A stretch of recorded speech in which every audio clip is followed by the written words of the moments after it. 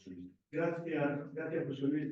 Muchísimas gracias por la invitación de participar en este coloquio y muchísimas gracias por la presentación, que tiene la relevancia para mí muy explícita de mantener viva una noticia y una memoria de la continuidad de mi trabajo intelectual desde Murcia a Madrid, ¿no? Esto ha sido representado por algunos muy queridos colegas como Antonio Rivera, y ahora pues es muy placentero que tú estés con nosotros trabajando en esta línea, ¿no? Mi intervención, que será una mezcla de decir y leer, mi intervención debería tener, la comprende que pensar, debería tener dos partes, ¿no? Que no van a estar igualmente representadas acá. La primera se dedicaría a identificar un concepto que defina la Escuela de Salamanca, tendría más una dimensión conceptual, ¿no? De identificación. Y tendría dos epígrafes muy diferentes. El primero intentaría cuestionar, ¿no?, las versiones actuales sobre qué es la Escuela de Salamanca. Las versiones actuales me refiero a versiones de los años 15, de los años 20, ¿no? Fundamentalmente propiciadas desde profesores de filosofía de la Facultad de Salamanca, ¿no?, de la Universidad de Salamanca. En un segundo, a mí me gustaría atenerme a una versión más moderada, no sublimada, no idealizada,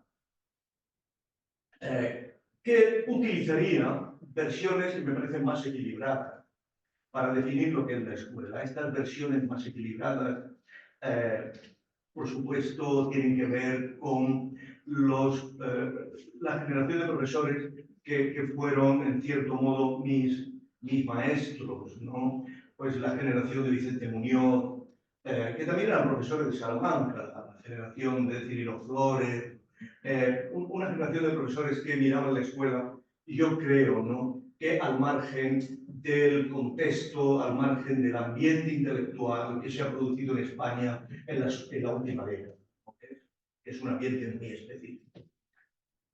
Esas versiones más moderadas, por supuesto, no eran idealizadas, se entendía que la Escuela de Salamanca era, ante todo, una escuela de teología, era una escuela de teología tomista, ¿no? Y no podía confundirse la Escuela de Salamanca con la Universidad de Salamanca.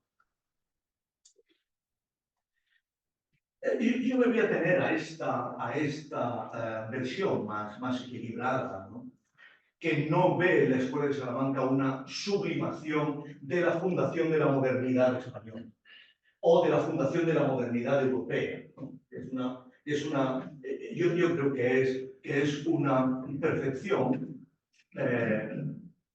inexacta de lo que es el proceso moderno. Primero, no hay un proceso moderno que tenga que ver. Estamos completamente descarriados por la mirada cartesiana, ¿no?, de que hay un momento en que efectivamente se produce la modernidad. Alguien ha visto. Esto no tiene nada que ver con el proceso moderno. Es un proceso muy largo, muy lento, muy de zigzag, con una dialéctica interna extraordinariamente profunda, ¿no? Ahora, evidentemente, la Escuela de Salamanca, en el sentido limitado del que yo hablo, identifica un momento en el proceso complejísimo de la modernidad que conviene interpretar. Esto no cabe la menor. Por eso la segunda parte tendría como aspiración interpretar el sentido de esa escuela. Y debería tener también dos epígrafes. En el primero atendería las dificultades de interpretación de la escuela como fenómeno histórico. En el primero sería una pars destruens, ¿no? ¿Qué obstáculos tenemos que deconstruir para estar en condiciones de entender el significado profundo de la Escuela de Salamanca en el proceso moderno, dentro del proceso? Y el segundo ofrecería una hipótesis, que es la interpretación de la llegada de Vitoria y la fundación segunda escuela de Salamanca, si tenemos en cuenta que decimos, publicamos un libro en Salamanca acerca de la primera escuela de Salamanca, ¿no? En la primera escuela, podemos decir que llega hasta Roma, hasta Fernando de Roma, ¿no? Pero en esta anterior interpretación de la llegada a Victoria y la interpretación de la segunda escuela, una hipótesis que solo se puede acreditar,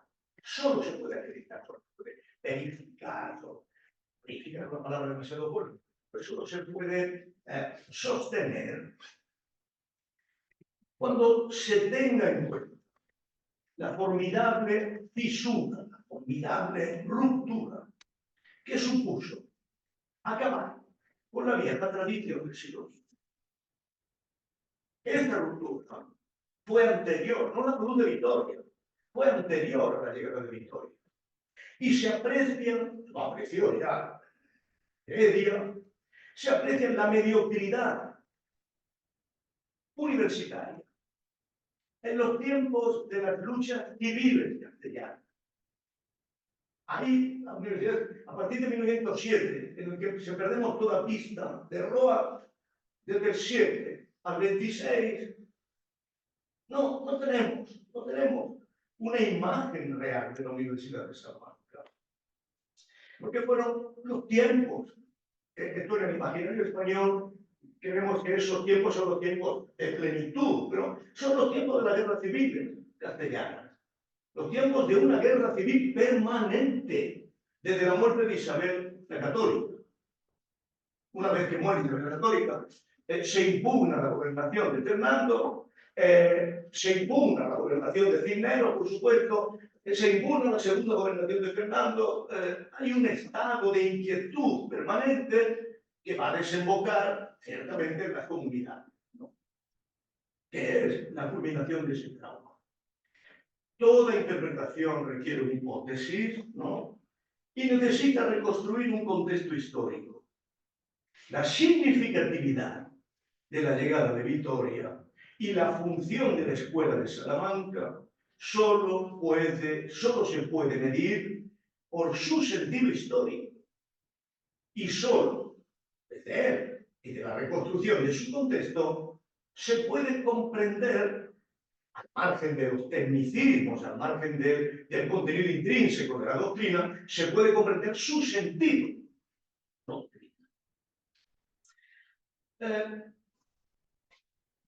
Una pequeña introducción, por lo tanto, ha sido súper generoso con mi tiempo.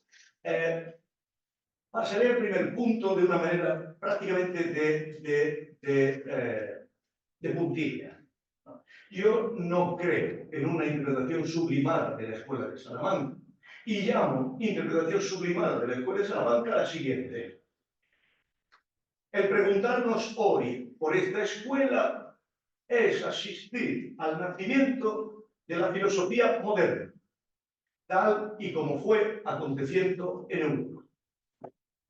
Esto es a mi modo de ver, una interpretación sublime. El nacimiento de la filosofía moderna, es una cosa muy abstracta, una cosa que no se ve muy bien creer. No hay forma realmente de identificar qué es el surgimiento de la filosofía moderna y creo que no hay forma de vincular cualquiera que sea este acontecimiento con el acontecimiento de la llegada de Vittoria. Pero en realidad lo que se dice detrás de este enunciado, me parece, el doctor explica este enunciado, me parece todavía menos pertinente. Lo que significa esto para el señor Fuertes, de quien estoy hablando, es que Santo Tomás servirá de guía en el pensar y discernir el ocaso del viejo mundo en el renacer del nuevo. El acontecimiento fundador de la filosofía moderna, tal y como estuvo aconteciendo en Europa, en el fondo, es Santo Tomás, que sirve de guía. Y yo creo que esto es exagerado. Por supuesto, no voy a disminuir por un momento la relevancia de Santo Tomás para la comprensión de la filosofía moderna, de modo alguno.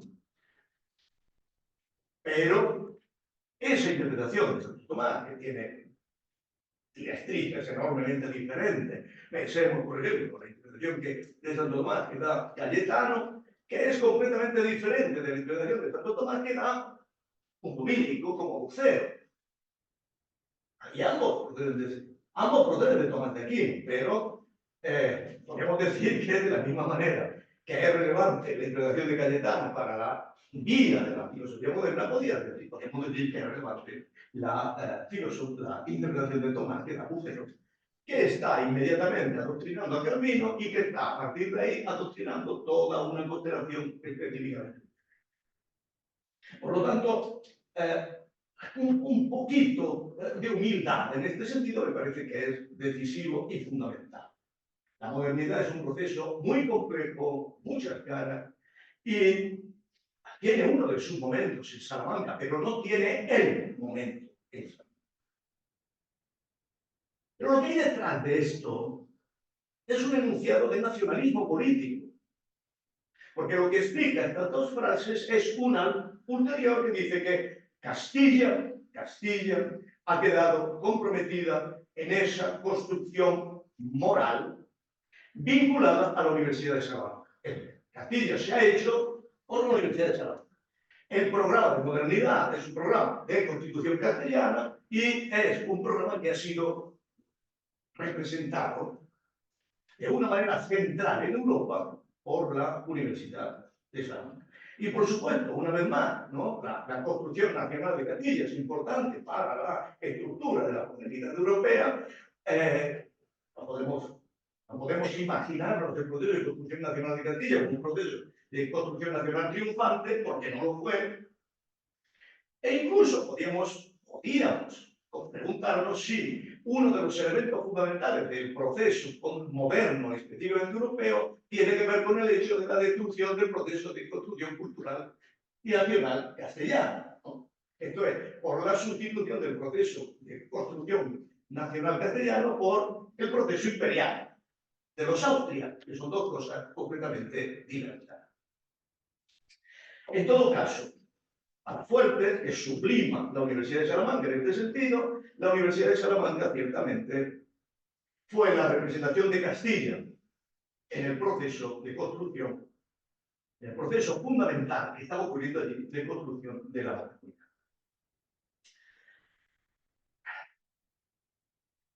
No quiero insistir más en esto. Creo que esto hace de la Escuela de Salamanca un hecho de propuesto que a mí personalmente no me interesa. Y creo que es erróneo.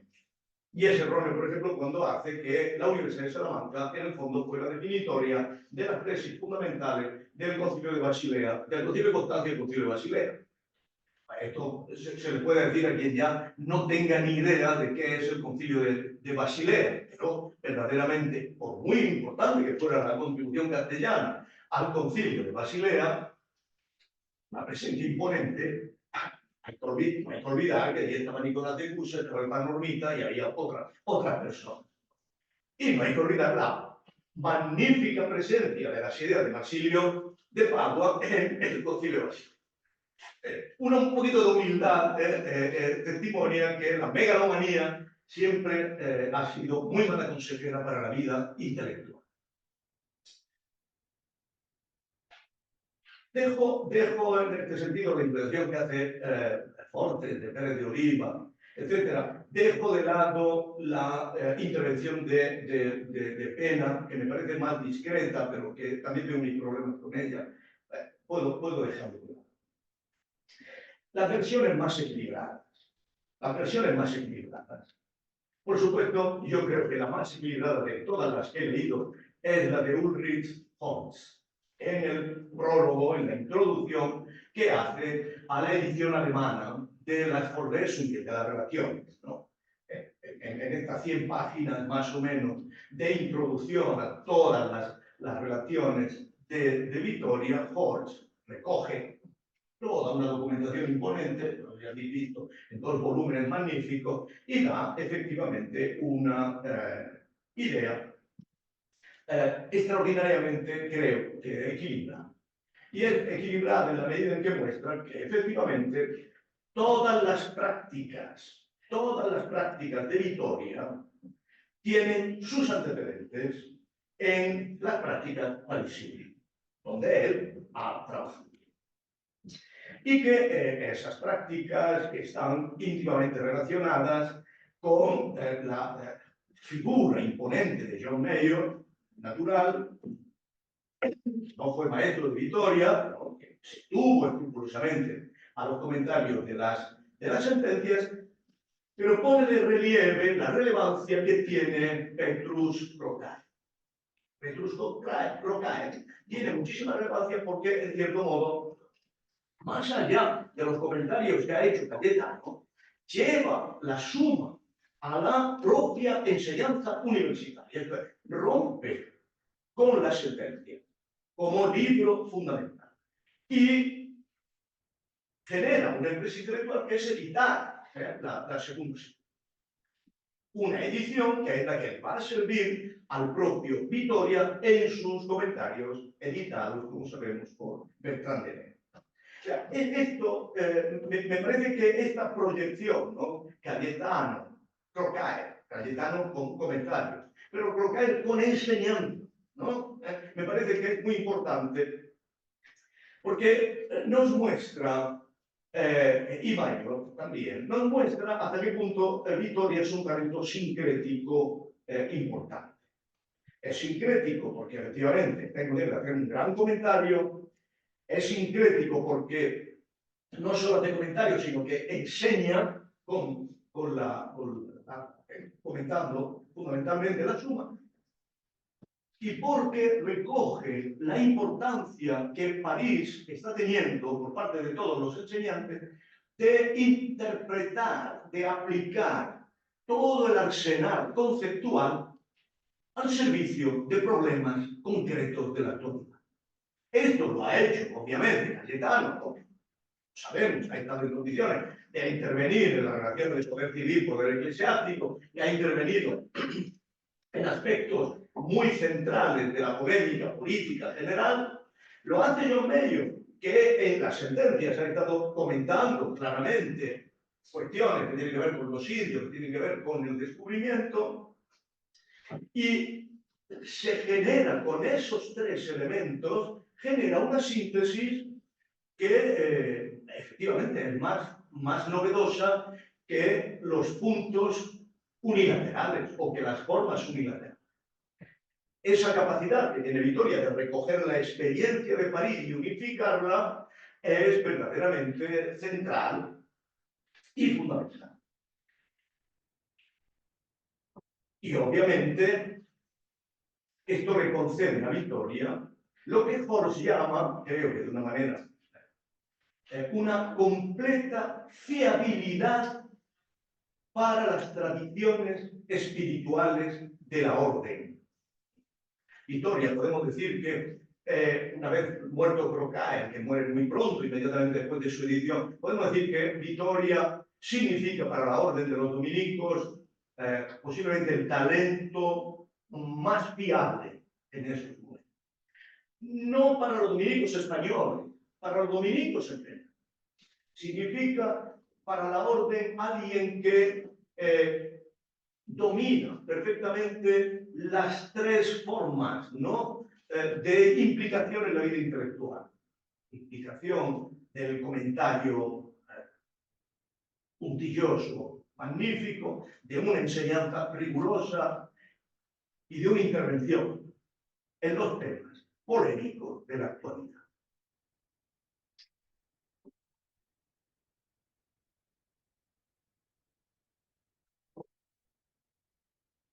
Hay en la aproximación de Horst muy refinados comentarios. Yo creo que hay una voluntad de valoración, pero al mismo tiempo una voluntad de distanciamiento, de objetividad. Hay esta honestidad intelectual alemana tan alejada de una megalomanía provinciana, ¿no?, como a veces solemos caer nosotros, ¿no? Y esto es especialmente relevante para la cuestión de la vinculación de Vitoria con el humanismo. Aquí conviene eliminar una ambigüedad. Vittoria, obviamente, es un autor que está centrado en la tradición cristiana, tiene que ser humanista, desde el punto de vista de construir una filosofía humanista. Pero, desde el punto de vista de lo que llamamos humanismo, como corriente intelectual propia de lo que sucede desde Valla, a contar mucho, desde Valla a Erasmo o a Vives, Vittoria ha tenido una actitud ambivalente con el mundo.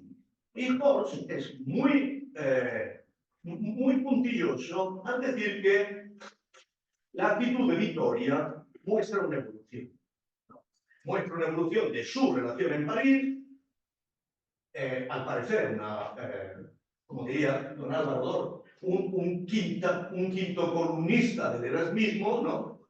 Una cosa un poco exagerada, pero que efectivamente tuvo relación con el erasmismo, posiblemente con Vives, casi con seguridad con Vives. Hay que recordar que los Maluenda y Brujas, ¿no?, eran muy cercanos a los colegas valencianos en Brujas, ¿no? Por lo tanto, es verdad, ¿no?, que Vittoria en París ha defendido Erasmo, Privati ha defendido Erasmo, pero Hobbes es muy importante para decir que la actitud de Vittoria muestra de forma intuitiva que él ha modificado su juicio respecto del gran humanista con la llegada. Valladolid 27 significa algo muy importante, sino que tenemos que interpretar para comprender qué significa la llegada de Vittoria a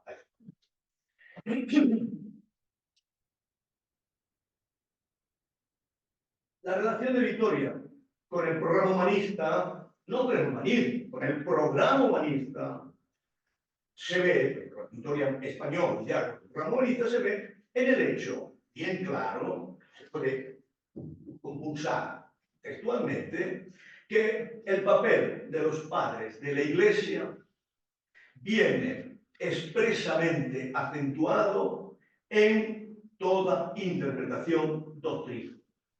Y que son ellos, dice Hobbes, son ellos, y no los humanistas, no los gramáticos, las autoridades vinculantes en la interpretación de los libros revelados. Esto es claro, porque tenemos el texto preciso, que mi certe, nimium placet doctrina et ordo procedente Santi Tomás. Placeat alis alius. Valean ergo isti grammatici novi. Quiparum distam ab hereticis recensiones. Los gramáticos nuevos citan muy poco de los heréticos. Nosotros tenemos necesidad de, a otros, con este distanciamiento, con esta objetividad, con esta neutralidad, que es verdaderamente notable como talento hispano en Vittoria, ¿no?, que a otros les guste otro, pero a mí me gusta Santo Tomás, no los gramáticos actuales. Desde ese punto de vista, creo que me reconcilio con las actitudes que tenían las personas que yo consideré, ¿no?, que tenían magisterio en Salamanca en mi tiempo de juventud, ¿no?, como Vicente Muñoz, que efectivamente, con la claridad, muestra que con la restauración del tomismo por Vittorio y Cano, dice, se llega a un eclecticismo aristotélico en el que siguen incluyendo los calculadores, esto vale sobre todo para la lógica, y se considera parte de la lógica moderna.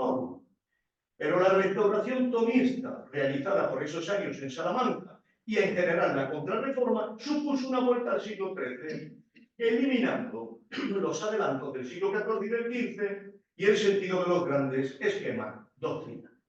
Esto, yo que conocí todavía a Vicente Muñoz, ¿no?, que era una especie de patriarca, ¿no?, de toda la intelectualidad salmantina de los años 80, pues me parece que es un comentario perfectamente razonable de lo que, en cierto modo. Pero don José Barrientos, hombre encantador, ¿no?, amigo de muchos de los que estamos aquí, equilibrado y profundo conocedor de la institución, dijo: la escuela de Salamanca debe quedar limitada aquellos docentes de la universidad, dominicos o no dominicos, en quienes concurren dos notas que entiendo caracterizan o definen la escuela: teología y tomismo.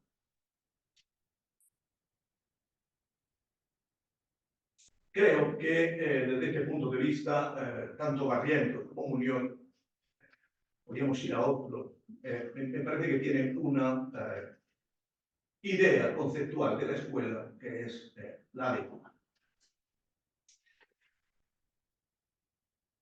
Yo entraría entonces en el segundo punto, en la segunda parte, que es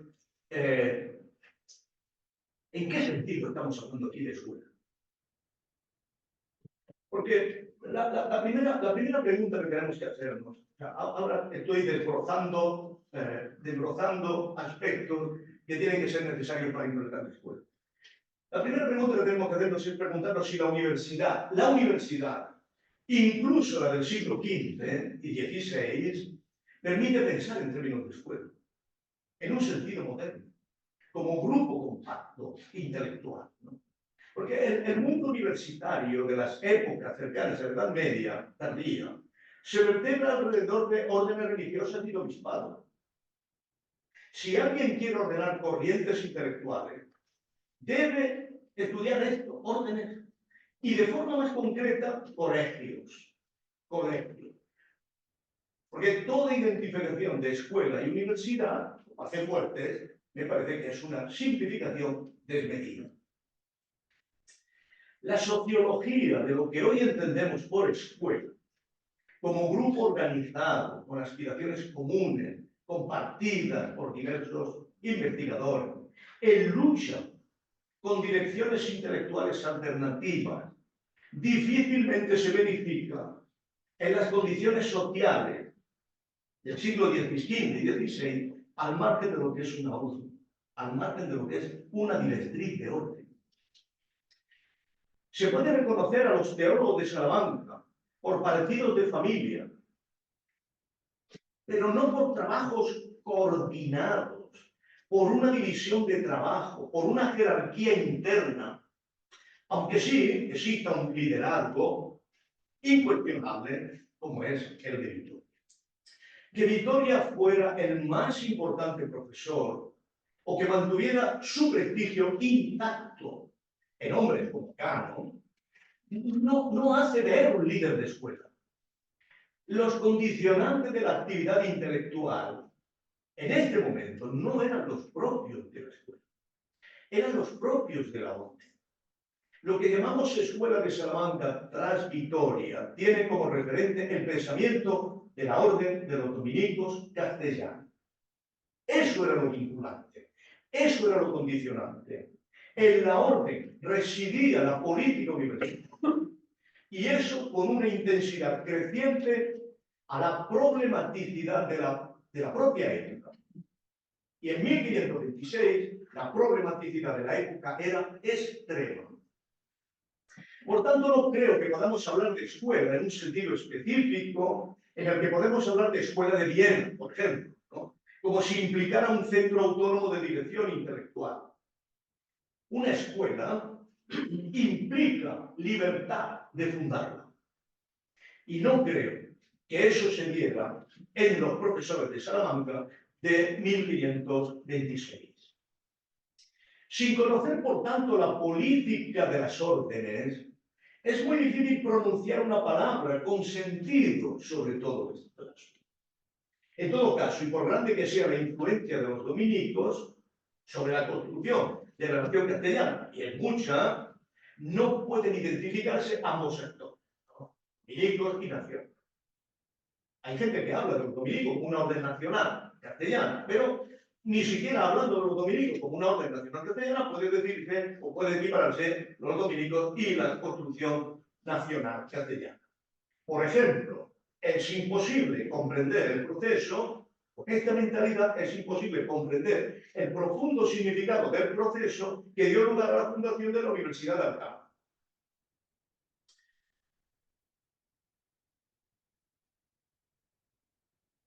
Un significado muy complejo que intentaré iluminar y sin el cual no podemos entender porque el mayor talento de los dominicos de la época, que podía haber hecho su carrera perfectamente en París, es traído a Salamanca. Primero a Valladolid y luego a Salamanca.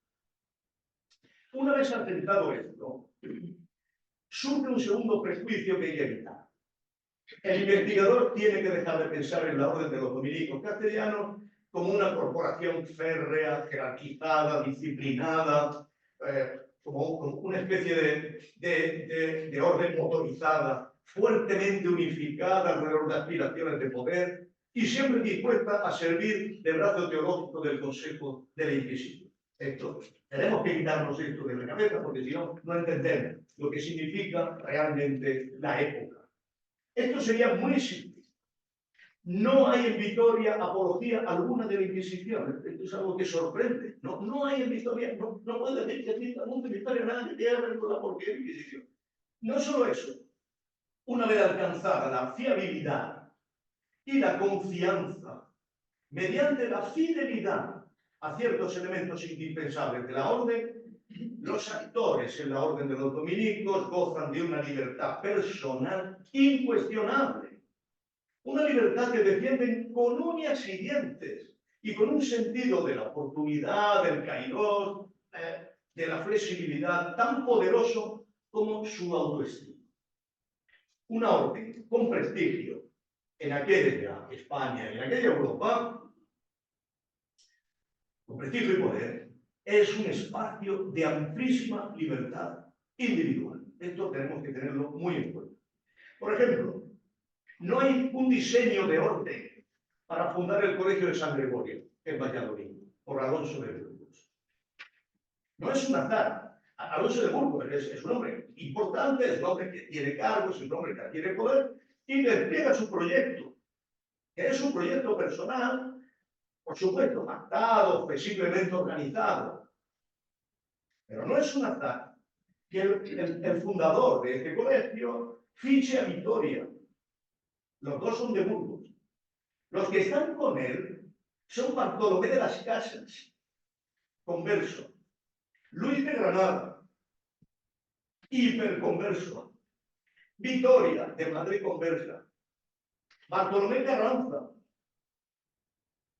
Navarro, pero todos sabemos, ¿no? En relación con quién. Alonso Cano, ¿no? Finalmente, de Tarancón. Se trata de un colectivo, esto es muy importante, que ha logrado evadir las diferencias de sangre. Esto es nuevo en los dominicos. Acordaos que la sobrina de Alfonso de Cartagena, no pudo entrar en un convento dominico. Pero sin embargo, en 1517, con la fundación del Colegio de San Gregorio, cuando esto toma fuerza, Alonso de Burgos está en condiciones de fichar a un montón de hombres. Esto es una cosa nueva, muy relevante, porque se hace desde Burgos, que es una cosa muy importante. Sabéis que en Burgos no entran los estatutos de limpieza de sangre.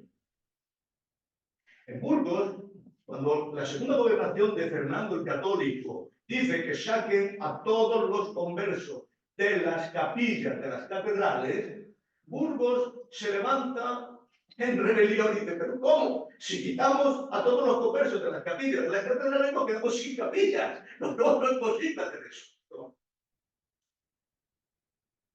No sabemos cómo, pero lo han logrado. La orden vinculada a la Inquisición, vinculada, por supuesto, aquí había mucho que hablar, ¿no? Los grandes historiadores de la orden saben que desde la nominación de Torquemada, una dominación ilegal, por parte de Fernando comete una ilegalidad, la orden no ha tenido nada que ver en la formación, en la elección de los jueces de la Inquisición, como orden. Por supuesto, se comienzan eligiendo dominicos, pero posteriormente son juristas del rey, son hombres del rey, no son hombres. Dejamos eso aparte. La orden vinculada a la Inquisición enrola en su fila algunos de sus potenciales objetivos, que son los conversos. Podemos sugerir que la orden no tiene una relación orgánica con el poder. No la tiene. Esto tiene que ver con la orgánica, orgánica. Esto tiene que ver con las formas en que se ejerce el poder castellano en este tiempo. Hay que conocerla. En todo momento se conoce una lucha terrible por ocupar espacios, consejos, obispados, cátedras, canonjías, cabildos, en medio de una fronda, en medio de esa fronda de luchas, hay ciertamente un grupo de dominicos que tiene el control de los espacios cortesanos. Son lo que un investigador, José María Crucelles, en un artículo que acaba de salir, llama dominicos fernandinos. Un grupo de dominicos cortesanos. Ahí están García de Loaysa, profesor luego de Carlos V, también procedente de San Gregorio, pero que sigue claramente la línea de Diego de Deza, vinculado a su familiar Pera, y ellos promotores de Fernando Valdés. No estamos hablando de Deza, ¿no? Finales del siglo XV hasta Fernando Valdés, 1570 aproximadamente, el gran autor de los autos de fe de Sevilla y Valladolid. Son los dominicos cortesanos los que se disputan los consejos de la monarquía, se disputan los principales obispados. Son casi todos ellos procedentes de los observantes. Muy importante. No son conventuales, son procedentes de los observantes. Para esa lucha de cargos, no se requiere ni teología, ni tener un maestro en París, y es indiferente si te saben las sentencias o las sumas. Para esos cargos no se examina a nadie de la secunda a secunde. Lo que cuenta aquí es el grupo de confianza clientelar, familiar. Tavera era familiar de Deza. Y esa confianza viene producida por mil cosas. Familia, la localidad, la compañía constante, la adhesión sostenida en una carrera. Los dominicos cortesanos, como el grupo de Deza, Loaysa, Tavera, Valdés, no tenían una relación orgánica, intelectual o moral con los dominicos conventuales, con los dominicos de los conventos. Fundaban colegios, enseñaban enseñaban en las universidades, pero no formaban parte del núcleo estricto cortesano. Conviene tenerlo en cuenta, porque la monarquía hispánica era un dominio extensivo, pero no intensivo. Generaba orientaciones, pero no prácticas metódicas, consistentes, sistémicas, ¿no? Era una fronda realmente. Esta voluntad de apreciar la complejidad, la diferencia y la dispersión conviene generalizarla a todas las esferas sociales e institucionales. Y con ello debemos ser capaces de apreciar la concreción de la vida histórica, incluso en su concreto caos, que era lo que había realmente, ¿no? Más allá de todos los estereotipos que podamos mirar. Sugiero, por tanto, que no caigamos en anacronismos de ningún género cuando analizamos situaciones muy diferentes de la nuestra. Las sociedades de principios del siglo XVI no eran sociedades de organización. No poseían burocracias o métodos técnicos de control panópticos como las totalitarias que hemos conocido posteriormente. Por mucho que determinadas instituciones dispusieran de una aspiración de panóptico, como la Inquisición, no tenían los elementos técnicos necesarios para realizarla, ni la realidad se dejaba encerrar en un espacio. Los cosmoi urbanos eran demasiado complejos, dispersos, amplios y distantes para eso. Aquellas eran sociedades más parecidas a una fronda rizomática en que los grupos y las clientelas no se organizaban ni estructuraban desde un régimen directivo central. Su orden era muy microhistórico y sin reconocer estas relaciones concretas, estilo Ginsburg, es muy difícil ofrecer una significatividad adecuada a los fenómenos históricos.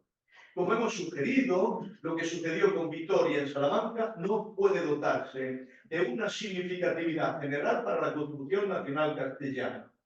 No contemplamos allí la emergencia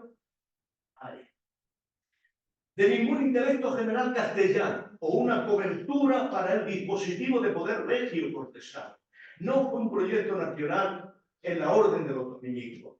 Llevar a Vitoria fue un acto importante de la orden, pero su sentido debemos precisarlo. Que pasaba por reducir la fama de Erasmo, es claro. Que debía contrarrestar la fama creciente de Alcalá desde el principio. Pero ¿cuál era la posición de la orden respecto del poder hispano? ¿Era la misma la de Vitoria que la del grupo de los dominicos cortesanos? ¿Hasta qué punto la inteligencia de Vitoria se hacía cargo de los intereses de este grupo? ¿Hasta qué punto otros miembros de la orden podían tener otros? ¿La relación de Vitoria era con este grupo de dominicos cortesanos o existían otras formas de relación social capaz de generar direcciones intelectuales y otros intereses? Si partimos de la idea de un dispositivo unitario y orgánico de poder, no entenderemos las diferentes formas de responder a estas preguntas.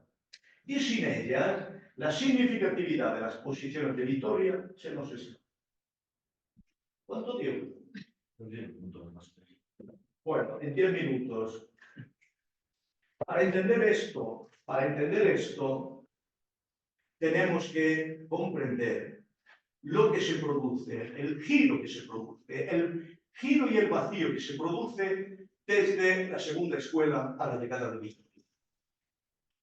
Y para esto tenemos que entender fundamentalmente qué es lo que sucedía en la segunda escuela.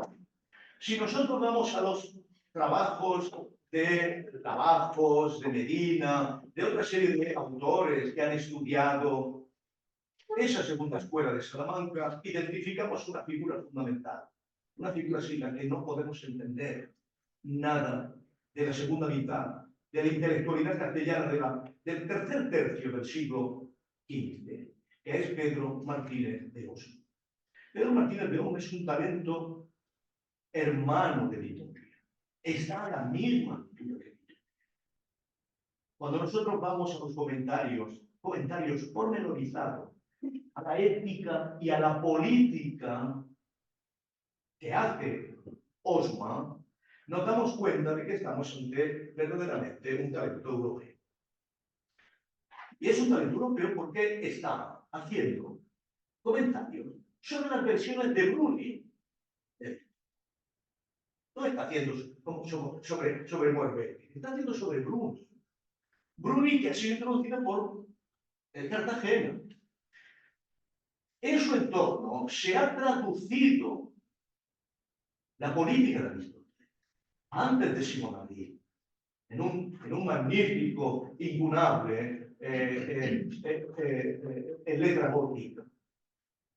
Y por supuesto, si vamos a las relaciones de Osma, nos damos cuenta de que tiene un contenido contextual extraordinariamente relevante. Primera relación, sobre la Trinidad. Crítica a los escotistas, crítica a los que, en cierto modo, creen que la diferencia interna entre las personas, entre las hipótesis, es una diferencia real, apuesta porque es una diferencia de razón, subrayado del monoteísmo, muy importante. Segunda relación, sobre la interpretación de la misa. Tercera, sobre la confesión, negando que sea de fundación evangélica.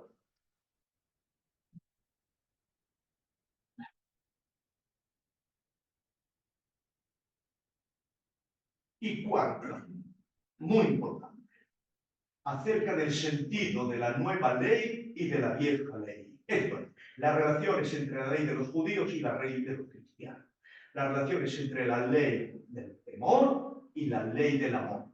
¿Hasta qué punto la nueva ley implica la ruptura radical con la ceremonia, la ruptura radical con ciertos elementos litúrgicos? ¿Hasta qué punto algunas cosas pueden ser consideradas indiferentes? Por supuesto, todos los comentarios sobre la ética y la política, y esto lo ven todos los estudiosos, significa la defensa del estamento urbano, del estamento ciudadano, del estamento letrado de la ciudad, en la idea de reconstruir clarísimamente un republicanismo urbano que es apoyado desde Burgos 1410 en una reedición facsimilar que hizo Beltrán de Heredia cuando estaba en Valencia, con la traducción del Regimiento de Príncipes de Tomás, en Burgos, 1410. O sea, estamos hablando de un camino de fortalecimiento de los ideales republicanos urbanos de las ciudades, que por supuesto están copados por la existencia de conversos. Lo saben. La forma, la atmósfera, la estructura intelectual de Pedro Martínez de Osma refleja un tiempo en que el elemento fundamental de la agenda de la realidad es procurar una adecuada inclusión de los estamentos conversos urbanos en la estructura intelectual y moral castellana. Por lo tanto, es un proyecto intelectual que mantiene las grandes líneas de la gran generación de mitad del siglo XV, del Tostado, Juan de Segovia, Cartagena, Arévalo, etc. Arriento, etc. Todos conversos, obviamente. Esto se mantiene en Roa. Esto se mantiene en Roa. Sabemos que el comentario de la ética y la política que usó Roa no fue sino una variación, una mejora, un amplificatio de la que ya había hecho Martínez de Osma. Y por lo tanto, que Osma y Roa constituyen una misma línea, el campo y su cátedra no es que. ¿Quién defiende a Osma? Deza, es profesor de Salamanca en esos momentos y que efectivamente va a llegar a ser obispo de Salamanca. ¿Quién es el otro discípulo de Osma? El otro gran discípulo de Osma. Nebrija. Cuando Cisneros se pelee con Nebrija, lo hacía todos los días, diciéndole, no, pero no puedo imprimir esa lectura de la Biblia, esto es un desastre. No podemos olvidar las 380 erratas o falsedades que mi maestro Osma había visto en la Vulgata. O sea, Nebrija invoca permanentemente el magisterio de Osma. Nebrijas está vinculado a Valla y a Italia porque Osma está vinculado a Bruni. Estamos hablando de una red hispano-italiana que por supuesto es inmensa y que pasa a través de Santillana, no hay que olvidar el gran italianizante de Santillana, amigo de ellos, amigo de todo esto, ¿no? Bueno, esta doble, no es un azar que al final Nebrija acabe en Alcalá y, por supuesto, Deza imponga, es Deza el que impone a Santo Tomás en la catedral de Prima, por primera vez. Lo querrá hacer luego en Sevilla, y no lo podrá hacer más que en el tiempo en que es un obispado. y que es el arzobispo. Pero cuando llegue el siguiente arzobispo, que es ni más ni menos que Manrique, ¿de dónde traerá a todos los canónigos de la catedral? De Alcalá. La lucha de Alcalá no es la lucha de Salamanca y Alcalá, es la lucha de los obispados del norte frente a los obispados del sur. Es la lucha, primero, por hacerse con Toledo, ¿no? Todos buscan Toledo. Es fantástico, ¿no? Como Deza no puede ver a Cisneros porque le quita el obispado de Toledo. Cómo Fonseca se tiene que ir al bando de Manrique y de Sevilla, porque solamente desde la alianza con el sur Toledo puede funcionar. No podemos entender la historia castellana sin la rivalidad del triángulo Burgos, Valladolid, Salamanca contra Toledo, Sevilla.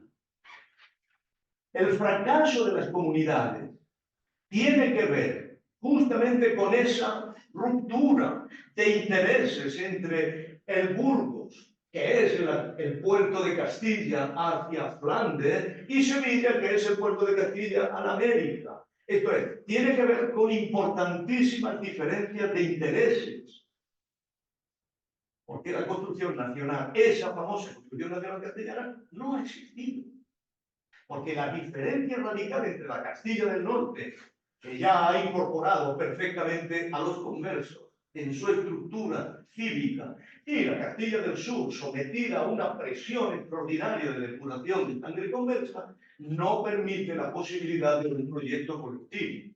Eso fractura las comunidades y eso fractura algo antes de las comunidades, que es lo que nos muestra cómo este proyecto de Universidad de Salamanca, republicanismo y mundo efectivamente converso, ya no rige como estructura colectiva de la nación castellana, que es las Cortes de 1506.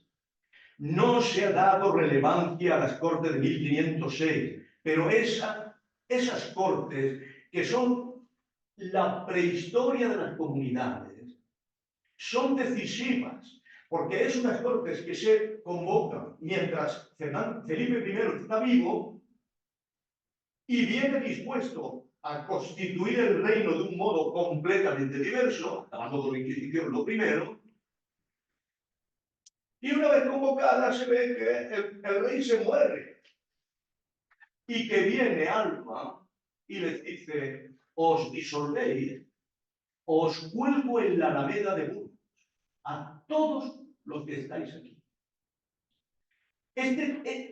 Y no es un azar que Fernando de Roa no se sepa nada de eso después de 1506.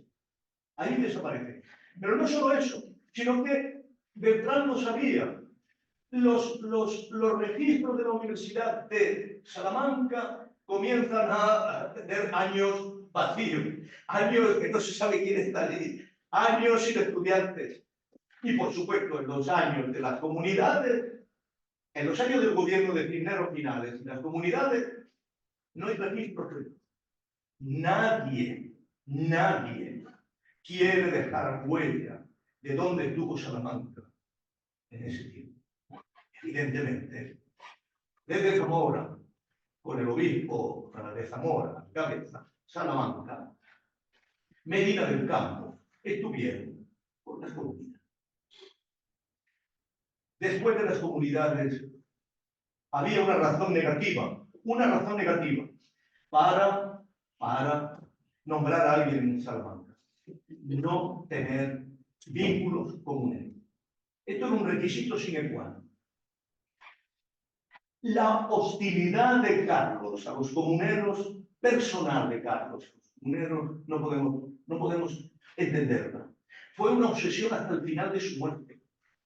Pensó que los comuneros eran nuestros luteranos. Persiguió de manera personalizada a Gonzalo de Ayora, pero diciendo del comunero perdido. Gonzalo de Ayora, un hombre que había estudiado en Italia, que había leído Maquiavelo. nadie que tuviera nada que ver con las comunidades podía, era una condición sine qua non, ¿no? Pérez de Oliva, da igual. ¿A qué se dedica Pérez de Oliva? A hacer canales del Guadalquivir. Hay comuneros, no, basta. Esto era fundamental, pero no es una razón suficiente. Lo más importante para entender la significatividad de Vitoria, lo más importante para entender por qué se dedica a una relación sobre la potestad civil, sobre las Indias, sobre el problema de la guerra, lo más importante para entender por qué esos son sus temas, es que todos ellos tocan los puntos fundamentales de la política imperial rechazándola. No hay la más mínima posibilidad de extraer de Vitoria ningún tipo de fundamentación de la política imperial. Ninguno. Ni la guerra que hace Carlos es una guerra justa. Ni la forma en que estamos conquistando las Indias es justa. Ni la potestad civil tiene como origen el patrimonialismo casi de providencialismo divino de los austriacos. El programa intelectual de Vitoria es un programa antiimperial. Es el programa de las ciudades castellanas. Por otra vía. ¿Por qué por otra vía? Porque con las comunidades, las ciudades castellanas han perdido completamente la libertad política. No es un problema de Carlos, es un problema de toda Europa. Pero es un problema fundamental de los austrias. Lo vemos antes en España, en Viena. Lo vamos a ver en la propia Gante, la patria de Carlos. Y si una ciudad se revela, pierde completamente toda su libertad. En los austrias hay una clarísima intuición de que lo que sucede en las ciudades, si se mantiene la libertad política, ahí están nuestros enemigos. Los austrias, ¿por dónde pasan? Son enemigos de las libertades políticas. Atención, también lo son los Valois, incluso si me apuráis, también lo son los Tudor.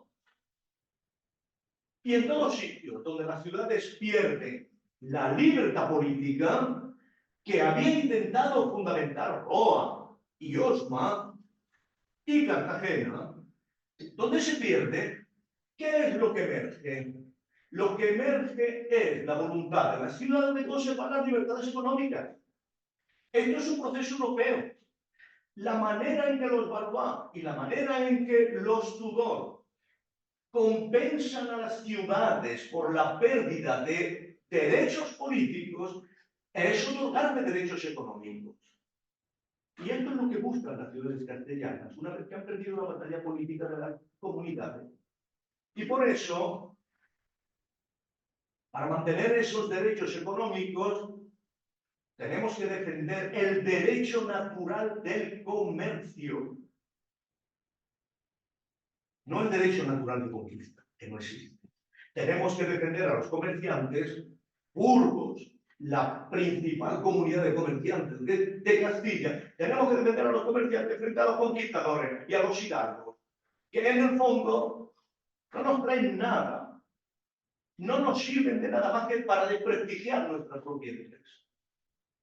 La vieja lucha de las élites urbanas contra las élites hidalgas, milites, conquistadores, se reproduce con Vitoria con la defensa de que el comercio es de derecho natural, de que la comunicabilidad de los pueblos es tan derecho natural como la predicación de la verdad.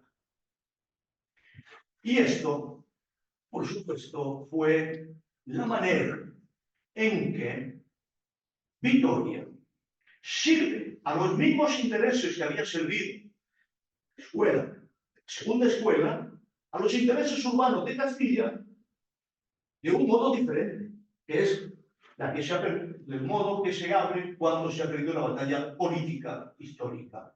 Si queréis una prueba de esto, ir a las Cortes de Toledo de 1525, donde las Cortes castellanas todavía muy tensa, y un emperador todavía muy tenso, tiene que asistir y decir, bueno, nos has ganado, pero por lo menos mantén el comercio. ¿Esto qué significa? Olvídate de Europa, olvídate del imperio, olvídate de Alemania. Flandes, sí, comercio. América, sí, comercio. Pero, sobre todo, aliente a Portugal, que es la potencia que efectivamente nos va a hacer fuertes en nuestra estructura comercial. Esta voluntad de las Cortes de 1525 es decisiva para comprender las aspiraciones de la ciudad de castellanos después de la derrota y coincide estructuralmente con la propuesta de Vittorio. Acabo con esta pregunta. ¿Qué relación hay tiene esta comprensión intelectual con el grupo cortesano, profundamente dominado por los dominicos, pero con aliados hidalgos, natural, Francisco de los Cobos? La posición anti-imperial. Este grupo de cortesanos, que ya le hizo la vida imposible a Gattinara, cuando Gattinara era el canciller y estaba aquí, porque no quería saber nada de las estructuras imperiales, este grupo sigue empeñado en separar a Carlos V de la cuestión del imperio. Para comprenderlo, vamos a la correspondencia de García de Loaiza, general de Dominico, con Carlos. García de Loaiza lo han echado de confesor, lo han mandado a Roma, lo han hecho cardenal, lo han mandado a Roma, pero mantiene la correspondencia con Carlos, le escribe carta, estamos hablando de 1526, 27, donde le dice, olvídate de Alemania, deja a esos herejes que vayan al infierno, ¿qué nos importa? Solo podemos convencerlos por la fuerza, y por la fuerza no lo vamos a convencer, déjalos, céntrate en tu reino. Los dominicos cortesanos y los dominicos, desde este punto de vista de la Escuela de Salamanca, aspiraban a que la azarosa convergencia de la corona de Castilla, la corona de España, con el imperio, fuera un paréntesis lo más breve posible. Y desde este punto de vista, defendían el proyecto originario en el que estaban todos, toda Castilla, en 1516, a la muerte de Fernando de Aragón. Que Carlos no viniera a España. Que quien tuviera que ser el rey de España fuera su hermano Fernando. Esto no se nos ha contado.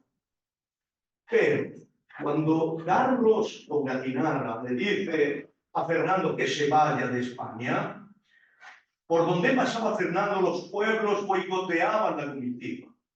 Fernando estuvo para ir desde,